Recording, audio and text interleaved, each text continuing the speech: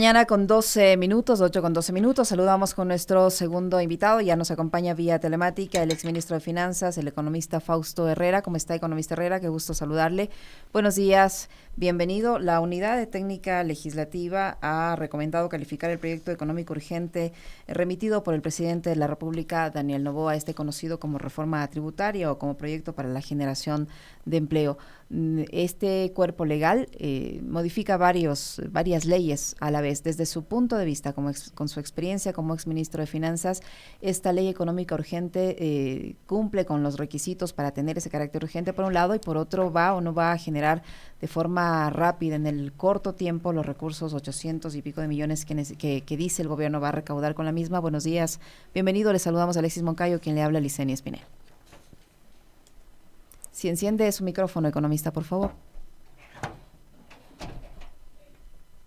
Buenos días con todos. Disculpen el lapsus que se tuvo con el micrófono, pero bueno, buenos días con todos, Alexis, Yesenia.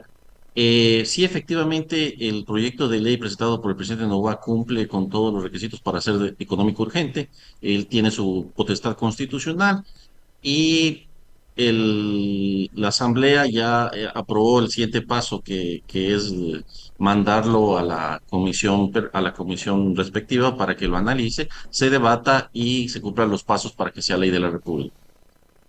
Desde mi punto de vista, el proyecto de ley no va directamente a atacar el problema que se tiene. Esto ya no es un problema no permanente, es decir, que haciendo un tipo de reforma tributaria como la que plantea el presidente Noboa va a acabar con el problema. Ya es un problema permanente y se tiene que atacar permanentemente. ¿Qué otra cosa veo estructuralmente? Estructuralmente, si bien lo positivo sería, va a tratar de dar incentivos para que la oferta crezca en el país y la oferta traiga la demanda. Ese es un punto de vista muy de largo plazo.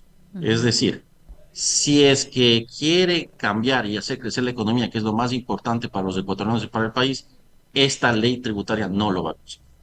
Y esto pasa porque los gobiernos piensan que por ser gobiernos y por quién está representado en el gobierno, las inversiones, tanto nacionales como extranjeras, van a llegar. Esto le pasó al presidente Lazo, que pensó que por ser presidente Lazo, un banquero exitoso, que era analista económico, que lo conocía, se rodeaba con toda la banca de inversión de Nueva York, iban a llover la inversión. Eso no pasó y tenemos el desastre que tenemos, al igual que el presidente Noboa, que está cometiendo el mismo error. No por ser el empresario Noboa, hijo de uno de los grandes empresarios de este país, le van a llover las inversiones. Y ese es el problema. No está dada estructuralmente la situación para que el país tenga esas inversiones que quieren dar el incentivo en la reforma tributaria. Por consiguiente, lo que va a pasar en la reforma tributaria es que va a taparse parcialmente el hueco fiscal, pero el crecimiento económico que debería tratar de hacerlo no va a pasar. Entonces vamos a tener un problema porque el problema va a seguir manteniéndose en el país y vamos a tener unas consecuencias muy, muy graves. Allí también hay otros problemas estructurales que podemos comentarlo más adelante. Economista, qué gusto saludarle. ¿Usted ha hecho el cálculo ya para ver en términos fríos, cuánto va a lograr recaudar el SRI con la aplicación de este proyecto de ley urgente que de paso ya empieza desde hoy mismo a tramitarse en la Comisión de Desarrollo Económico? Es que hay un problema, Alexis. A Ujú, ver, el gran recaudador aquí es la famosa remisión tributaria y ujú. es la cuarta remisión tributaria en menos de 10 años, si no me fallan los cálculos. Ujú. Y la remisión Remisiones tributaria que se han tiene que hecho ser desde el gobierno de Correa, de paso. También las hizo Moreno y también las hizo Lazo. no, no lo hemos, no lo- yo no lo niego. Yo Ujú, mismo hice una remisión tributaria en el momento con el presidente Correa, pero era diferente el momento de la remisión tributaria. ujú. Y aquí pongo dos aspectos, ¿ya?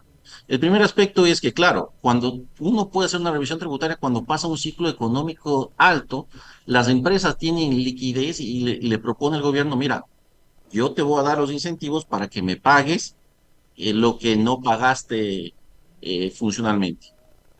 Se lo hizo Moreno Y ahora, después de un ciclo económico nefasto, después de la pandemia, tú no puedes poner reforma, una remisión tributaria, porque los resultados que se pueden apreciar con liquidez baja, con problemas económicos, es que no va a recaudar lo que el gobierno dice. Ese es mi primer criterio. Entonces, yo no puedo calcular sabiendo de que existe ese gran problema en el problema de remisión. Y hay un segundo problema que es un problema económico que se llama riesgo moral.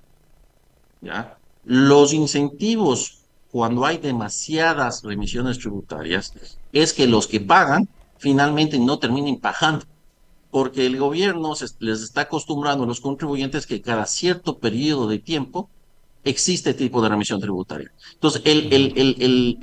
el que paga sus impuestos normalmente, que cumple con el Estado, va a decir, un momento, ¿para qué lo voy a pagar? Si finalmente en unos años el Me van a gobierno me va a perdonar. dejar una remisión tributaria. Entonces yo voy a mantener mi liquidez, no voy a pagar los impuestos y esperaré la remisión tributaria en los 2, 3 años más. Y eso es un problema también para la recaudación tributaria. ¿Cuánto va a resignar el Estado en materia de recaudación? En esta remisión, ¿cuánto van a dejar de cobrar a los grandes deudores? Aproximadamente es como unos 600, 700 millones en los cálculos que yo he visto. Ujú. Puede variar, porque el proyecto hace un 75% de ahorro en intereses y multas, ¿ya? Entonces se paga el capital y un 25% más en intereses y multas. Pero es muy dependiendo si yo es que yo puedo. Y claro, está el problema. ¿Puedo en este momento Ujú. pagar el capital más un 25% de intereses y multas? Yo creería, después de la situación económica que ha pasado el Ecuador en estos años, no va a haber la liquidez suficiente de las empresas para acogerse a esa remisión tributaria. Ahora, economista Herrera, el tema de las zonas francas es algo que ya se trató en la Asamblea Nacional y que no pasó. Lo vuelven a incluir en este proyecto de reforma tributaria. Dice un nuevo régimen de zonas francas que tendría una tarifa del 0% de impuesto a la renta por los 5 primeros años y por el tiempo restante una tarifa del 15%. ¿Esto cómo se entiende? A ver, eh, yo he estudiado varios ejemplos de zonas francas en el mundo. Ese e- ejercicio de zonas francas lo funcionó y un poco se perfeccionó en China en los 80, orientado especialmente a sectores exportadores. Hoy eso se ha regado y los resultados en algunos estudios a nivel mundial es que casi el 80% de las zonas francas en el mundo está subutilizada o no están completadas y un 10 o un 15% están cerradas. ¿Ya?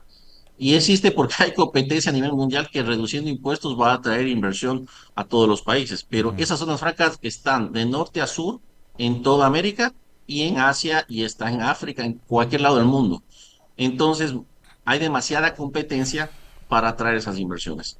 Lo que pasa y lo que decían estos estudios es que muchas empresas establecidas en el país, que pagan y tributan en el país, se pasan a las zonas francas. Por lo consiguiente, deja de percibir tributos del Estado ecuatoriano.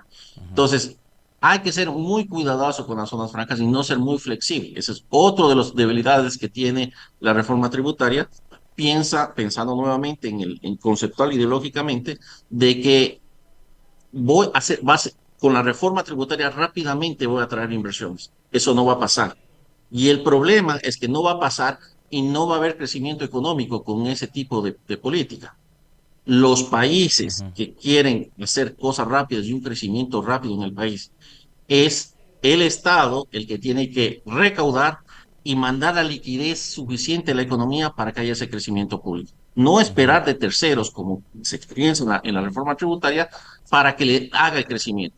Eso tiene problemas estructurales en el país, no pasará en el corto plazo y vamos a estar con un problema serio el próximo año 2024. Ojalá el presidente Nova, ojalá me equivoque, pero generalmente, y lo que ha pasado en la historia de los países y en toda la bibliografía que pasa, es que la inversión en países emergentes no es tan rápida. Y el país no está para los tiempos que están esperando de traer la inversión. Tiene que ser tomar acciones rápidas Ujú. para que el Estado reinyecte las economías. Pero bueno, eso, las propuestas del presidente Novoa son esas. Ujú. Esperamos que me equivoque, pero eso, la historia económica y todos los papers no dicen que no pasa rápidamente. Tiene que tener su tiempo y tiene que tener estructuralmente ciertas cosas del país para que suceda. En su ámbito de colegislación, ¿la Asamblea podría mejorar algo de cómo está presentado el proyecto de ley, considerando además que, como conversábamos hace algunos días atrás con algunos otros entrevistados, el tiempo es demasiado corto, es creo que el principal enemigo del gobierno, de la Asamblea, como para que entre en vigencia esta ley urgente antes de que cierre el año? ¿Qué podría hacer la Claro, Asamblea para mejorar la recaudación, sobre todo, economista? a ver, eh, la reforma tributaria está dada para que se vaya disipando, el incremento de tributos se vaya disipando en el tiempo. Es decir, es una de un shock, en teoría, que dice yo voy a remitir y voy a hacer ciertos cambios temporales para el 2024, 2025, 2026 ya no funcionaría y entraría la parte negativa de la reforma tributaria en concepto. ¿Qué quiere decir esto? Que en vez, para ponerlo en sencillo, el país deja de cobrar tributos que se llaman el gasto fiscal, que se denomina en un 7% del PIB. Eso son como 6.300 a 7.000 millones de dólares que el Estado no cobra todos los años. Entonces, una reforma tributaria, en vez de achicar esos 6.000, 7.000 millones de dólares que el Estado no cobra, grandes contribuyentes por ilusión, porque están exentos, etcétera, etcétera, lo que hace es incrementar, ¿ya? Entonces, en el 2025, 2026 vamos a tener problemas porque vamos a tener gasto menos. Ahora, lo que está atrás nuevamente es que yo con las inversiones de terceros, los privados, me va a hacer crecer la economía y me va a compensar. ¿Ya? No creo que suceda eso. Creo que necesita recaudar en este momento rápidamente el Estado y no quedarse con el dinero. Eso es lo peor que puede pasar, es coger y bajar atrasos. ¿Cómo bajo atrasos? Se le reinyecta todos los atrasos que tiene con los GATS, por ejemplo, con los gobiernos autónomos centralizados, para que los GATS cojan eso, hagan obra y la economía se levante. ¿Ya? Entonces, si es que podrían hacer un mix y los asambleístas podrían tratar de hacer un cambio para que eso pase, tener liquidez suficiente, pero liquidez que sea constante, baja, inyectar esa liquidez para que el gobierno inyecte a los gobiernos autónomos centralizados o el propio gobierno inyecte en obra pública o baje los atrasos en ciertos sectores que tiene, eso sí, a ciencia cierta, incrementará el crecimiento económico del año 2024. Economista Herrera, usted decía que hay varios problemas estructurales que le gustaría comentar. ¿Cuáles son esos problemas estructurales en medio de los cuales se ha presentado esta reforma tributaria? A ver, hay una cosa que no se comenta y un poco los analistas económicos están en la coyuntura. El problema es la sostenibilidad externa de los estados financieros del país. Lo que ha pasado en los últimos años es que el superávit petrolero que mantiene la dolarización, que es la que mantiene la dolarización, tenemos claros, va bajando de poco en poco. Y eso no pasa porque baje los subsidios, es porque no incrementé la producción de petróleo y la demanda de combustibles internos del país va aumentando. Entonces, los dólares que me quedaban superavitarios para que la economía funcione, para que la región funcione, va quedando de poco en poco. Si no aumentamos la producción de petróleo, en este caso tenemos el problema del ITT, que en vez de incrementar baja, pero bueno, eso es otro tema. Si no buscamos la forma de que no salgan tantas divisas por importación de combustibles, vamos a tener un problema del sector externo bastante bueno. Ahora, ¿qué es lo que un poco ha paliado esta situación en el sector externo? Un poco lo que ha paliado nuevamente y Los nos han flujos. salvado son nuestros migrantes. Nuestros migrantes han roto récord nuevamente de las remesas que mandan al país. 5.315 millones según el BID mandaron los migrantes o van a mandar y mandaron durante este país. Y eso ha podido equilibrar. Pero ¿qué pasa cuando las remesas de los migrantes comiencen a caer?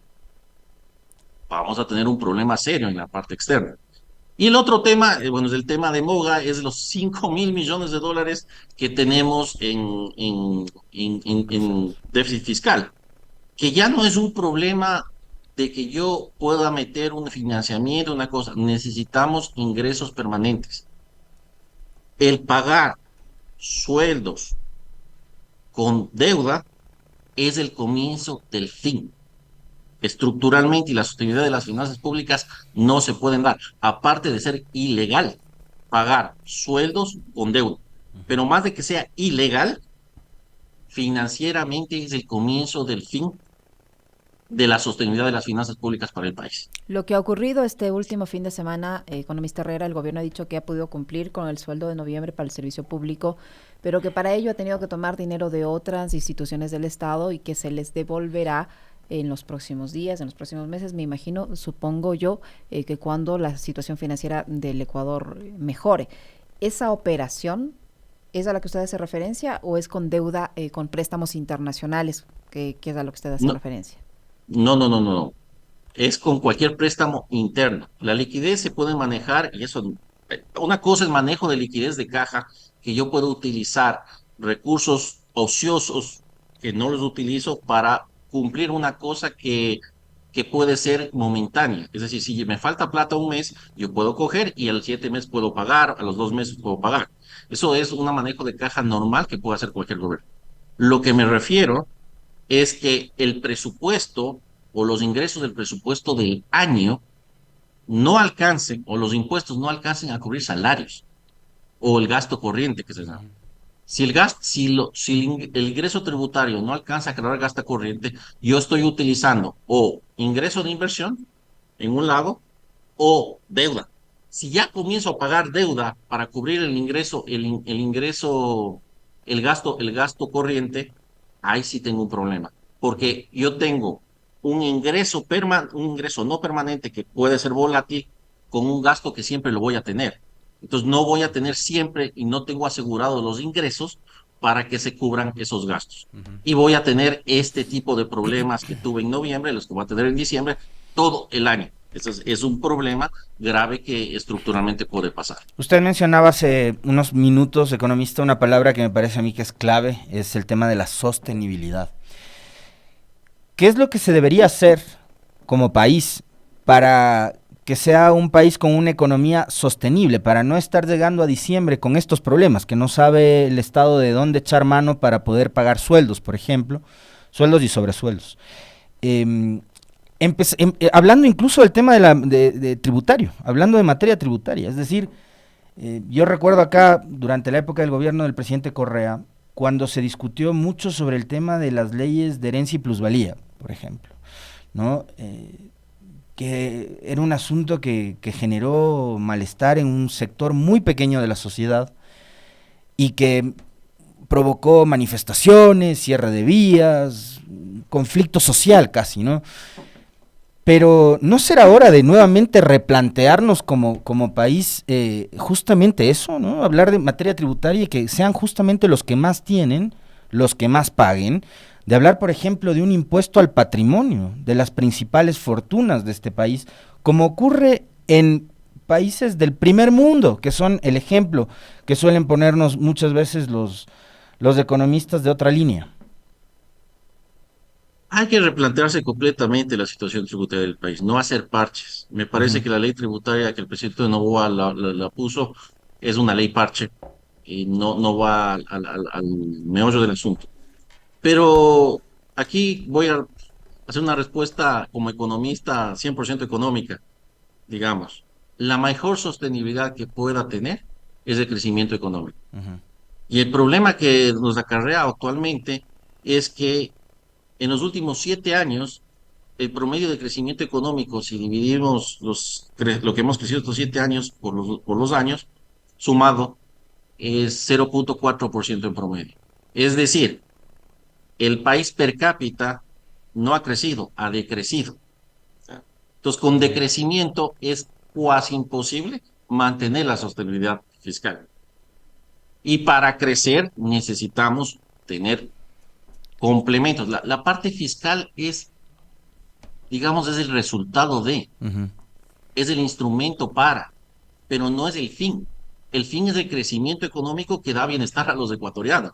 Pero Entonces, ¿no será que la política y la ideología termina contaminando tanto a la hora de tomar esas decisiones que provoca lo que yo le decía? Porque, digamos, si hablamos de crecimiento económico el que tuvimos durante la época del gobierno de Correa y donde se pudo haber tomado estas decisiones, pero medios de comunicación, sectores gremiales, empresariales, los mismos bancos, etcétera, le metían una cantidad de miedos a la gente, que la dolarización, que te van a incautar, que te van a quitar la casa, que no sé qué, que es imposible cuando se ideologiza tanto una materia tan técnica como la economía, tomar ese tipo de decisiones que son súper importantes, justamente para tener esa sostenibilidad. es que se puede llegar a un mix. Lo que pasa es Ujú. que te va a decir uno de derecha, te va a decir, no, no, no, no me subas impuesto a la renta porque me va a afectar la producción empresarial, Exacto. ¿ya? Ujú. Pero está bien, no, no, no, mantengamos impuesto a la renta, pero vamos al impuesto de patrimonio. Pero por otro lado, ¿cómo hago esta sostenibilidad? Ok, vamos haciendo un consenso fiscal en la sociedad para llegar a una sostenibilidad. ¿Qué clase de economía o de Estado, de país queremos, ¿no? No, estemos claros que no queremos un país del primer mundo con impuestos del tercer mundo. Eso es clarísimo, parece un Ujú. poco, pero la gente tiene que darse cuenta que los países que tienen servicios puros tienen unas tasas impositivas altas. Pero claro, tienen salud, tienen educación, tienen buen transporte. Y claro, eso de ahí está internalizado en los países desarrollados. Claro. Yo pago mis impuestos y tengo esos servicios de primera eficiencia. Algunos Pero aquí, incluso gratis, como en Luxemburgo, ¿no? Servicio de transporte no. gratuito. Entonces, tenemos que llegar a ese consenso. Ujú. ¿Qué país queremos? Queremos un país con buenos servicios, que tenga ciertas cosas importantes, y para tener eso necesitamos tener este nivel de recaudación fiscal y Ujú. tributaria.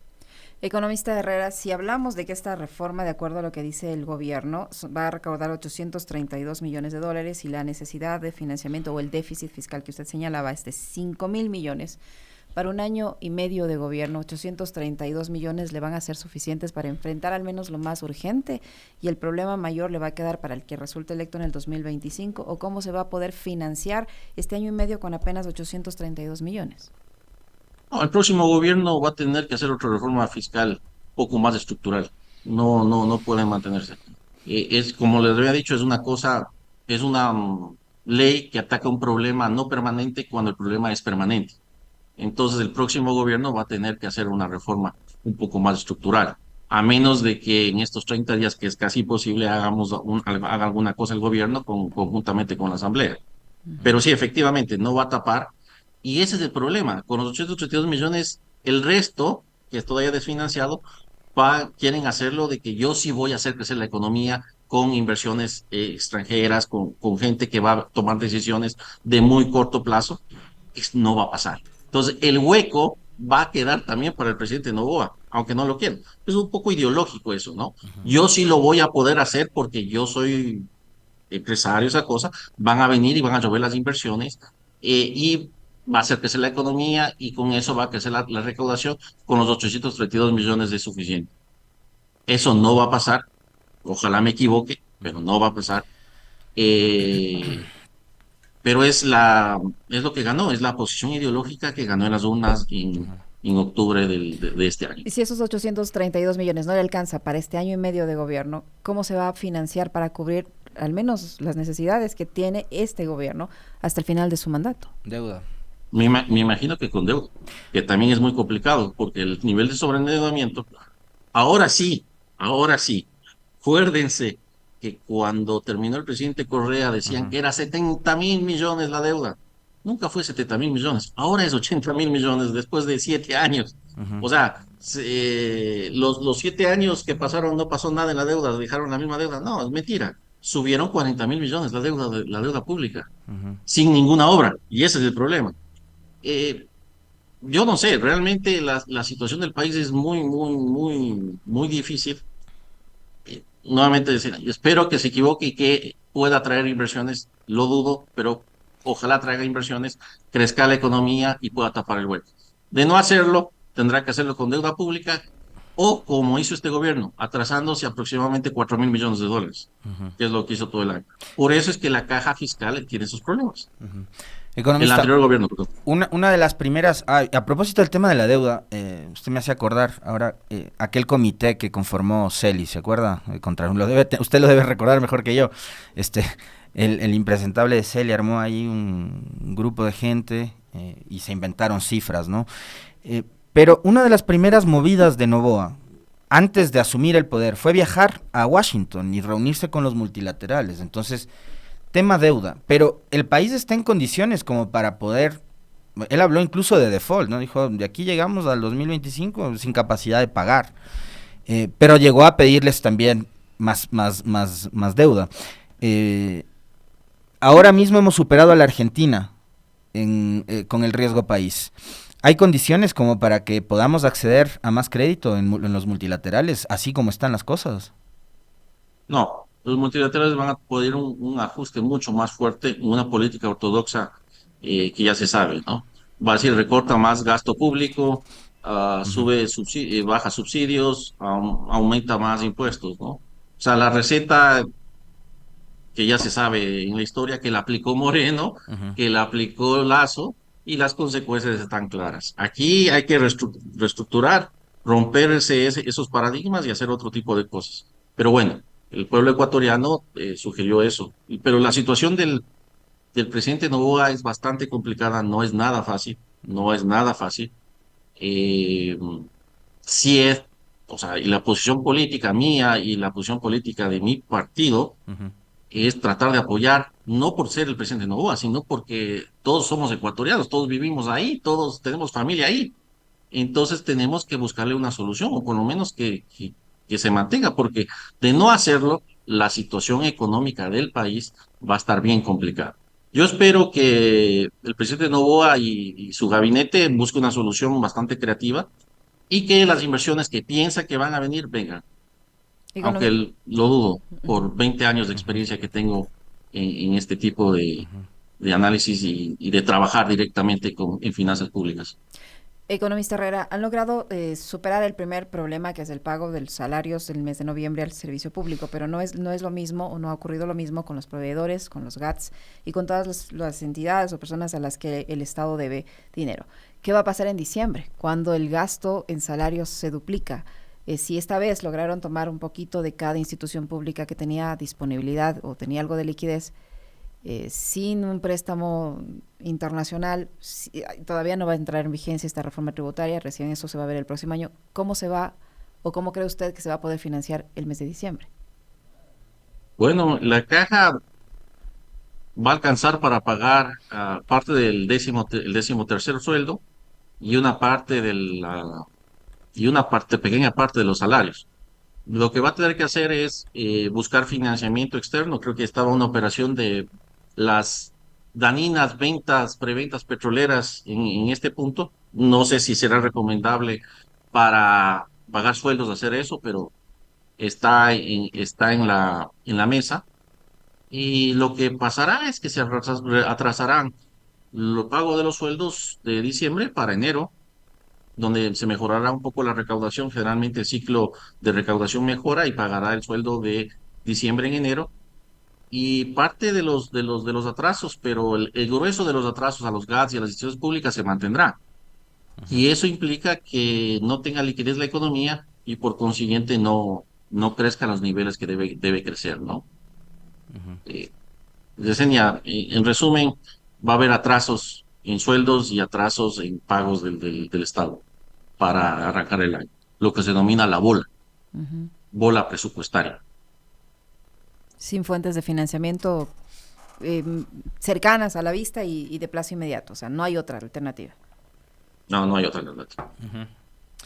Economista, la semana anterior entró en operaciones del metro, que fue una obra que empezó y que contó con planificación y financiamiento desde el gobierno de Correa. No le escuchaba, pero le veía al alcalde de Quito, Pavel Muñoz, hablar sobre algo que lo estaba comentando yo hace un momento en el espacio de opinión, con respecto de que hay que empezar a pensar ahora qué va a pasar en superficie, pero adicionalmente qué va a pasar con el metro hacia el futuro. y el alcalde de Quito ha dicho, nada, ahora lo que se viene es extender el metro, ¿no? Que además es un anhelo de poblaciones como Calderón, que es la parroquia más grande que tenemos acá en el país. El municipio de Quito, ¿qué condiciones podría tener para también acceder a créditos de organismos multilaterales, considerando que la situación heredada del propio metro también es compleja? ¿Qué tan fácil o difícil le puede resultar a un gobierno local como el de Quito el financiar la prolongación del metro? Muy complicado, y eso no entiende la gente. Para el municipio de Quito era muy difícil tomar en cuentas hacer el metro solito el metro de Quito. Uh-huh. La estructuración financiera, los recursos que se necesitaron, tenía que ser apoyado por el gobierno central, ¿ya? Y tengo que ser muy claro, nosotros en el gobierno del presidente Correa no firmamos 750 millones, firmamos los 1.500 millones de dólares de todo el financiamiento del metro. Nosotros estructuramos el financiamiento del metro, 1.500 millones de dólares, y firmamos un convenio subsidiario que se llama con el alcalde, decirle, mira, yo cerré 1.500 millones de dólares como deuda del gobierno central, toma 750 millones, no me lo pagues, 750 millones pagan. Pero eso tomó años, Uh-huh. no es de hacer, de soplar y hacer botellas, es una fase del proyecto donde tiene que cerrar financieramente, ¿no? Bueno, actuó un montón de gente, alcaldía, gobiernos, y se pudo hacer. En el caso del municipio, no tiene capacidad de pago para hacer un proyecto del nivel de la Uh-huh. extensión del metro de Quito. Y Pavel, como lo sabe, ha trabajado, tiene experiencia, sabe que no tiene el presupuesto para hacerlo. Y las grandes obras en este punto se tendrán que hacer con inversión privada. ¿Y cómo se trabaja en un proyecto de inversión privada? Nuevamente, ahí entra la proyección y las fases del proyecto, ¿ya?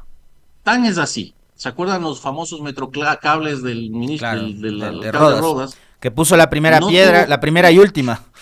ya, no tuvo la capacidad administrativa y financiera para cerrar ese proyecto. Uh-huh. ¿Ya? Eso pasa. O sea, la dimensión de un proyecto como el Metro de Quito tiene esa singularidad. Yo creo que Pavel tiene un muy buen equipo, ha trabajado en este tipo de cosas y sabe cómo planear los proyectos. Pero la opción ahorita es hacer una alianza público-privada Uh-huh. donde el municipio ponga un menor capital y que el sector privado funcione. Yo creo que, por ejemplo, un metrocable o un sistema de transporte a los valles es totalmente financiable Uh-huh. y integraría perfectamente con el metro de Quito, cogiendo todo desde el aeropuerto del valle hasta la Plaza Argentina, que se una directamente con el metro de Quito, lo cual incrementaría el nivel de pasajeros del metro de Quito, pero lo va a tener que hacer el sector privado, ¿no? Y Ujú. Pavel ha dado esos pasos, ha dicho, bueno, yo necesito hacer alianza público-privada porque no tengo dinero para arreglar la famosa Simón Bolívar o para hacer una proyección Simón Bolívar, la famosa Manuelita Sáenz, que es la paralela a la Simón Bolívar, Uh-huh. que también tiene que hacerse con inversión privada. Y había muchos interesados para hacerlo. Ojalá se logre concretar por el bien de Quito esos proyectos que harían más grandes a mi ciudad, la Carita de Dios. Muchísimas gracias, economista Herrera. Siempre un gusto conversar con usted, muy gentil. Un gusto, Yesenia. Nos Gracias. vemos, Alexis. Gracias, Gracias por economista. Un todo. abrazo.